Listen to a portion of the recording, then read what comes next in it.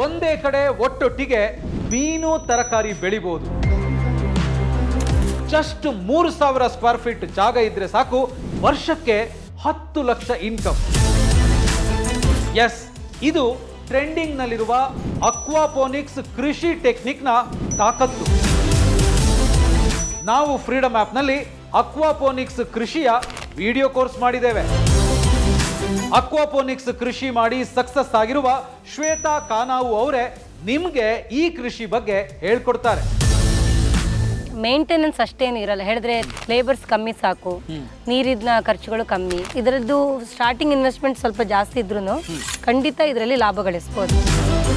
ಈ video course ನೋಡಿದ ಮೇಲೂ ನಿಮ್ಗೇನಾದ್ರೂ ಡೌಟ್ ಇದ್ರೆ ಮೆಂಟರ್ ಕನೆಕ್ಟ್ ಮೂಲಕ ಮಾರ್ಗದರ್ಶಕರ ಜೊತೆ ನೀವು ಡೈರೆಕ್ಟ್ ಆಗಿ ವಿಡಿಯೋ ಕಾಲ್ ನಲ್ಲಿ ಮಾತಾಡಬಹುದು.